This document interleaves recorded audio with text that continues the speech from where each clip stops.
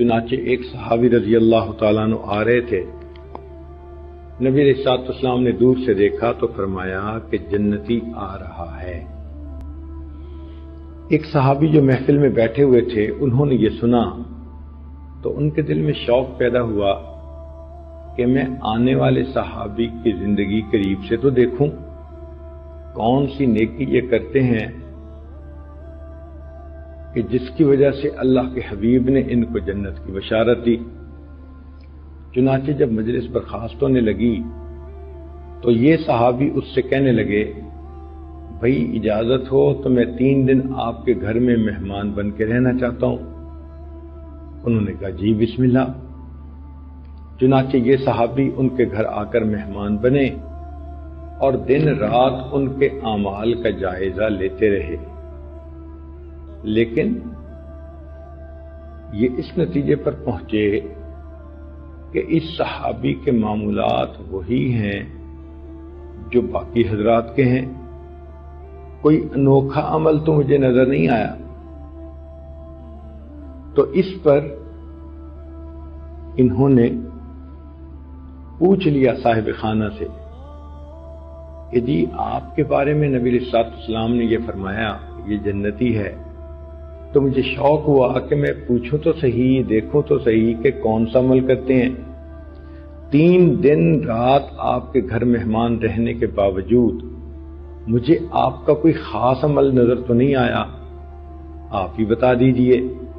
جب انہوں نے پوچھا تو پھر اس شخص نے بتایا کہ دیکھیں میری عادت ہے، رات کو جب میں بستر پہ لیٹنے کے لیے تیار ہوتا ہوں تو اس وقت میرے دل میں جتنا بھی لوگوں کے خلاف دل میں بات ہوتی ہے میں سب مٹا دیتا ہوں، بھلا دیتا ہوں، اور میں سینہ بے کینہ لے کر سوتا ہوں۔ شاید اس عمل کی وجہ سے مجھے نبی علیہ السلام نے جنت کی بشارت عطا فرمائی۔ تو آپ بھی یہ عادت بنا لیں۔ ساس کے بارے میں رنجش ہے، بہو کے بارے میں ہے، بیوی کے بارے میں، خاوند کے بارے میں، بہن کے بارے میں، کسی کے بارے میں بھی ہے، نند کے بارے میں ہے، اللہ کے لیے معاف کر دیا کریں۔ جب آپ اللہ کے لیے معاف کریں گی تو دیکھیں گی آپ کو سینے کے اندر ایک ٹھنڈک محسوس ہوگی، ایمان کی حلاوت، ایمان کی مٹھاس نصیب ہوگی۔ ورنہ تو جس کے دل میں دشمنی ہو وہ تو اس کا برا ہی چاہتا ہے جیسے بھی ہو سکے۔ کہتے ہیں کہ ایک آدمی کو دوسرے سے کینہ تھا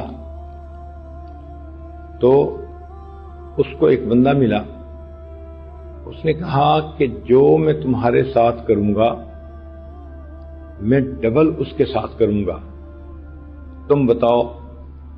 تو یہ ایک شخص کہنے لگا کہ تم میری ایک آنکھ پھوڑ دو۔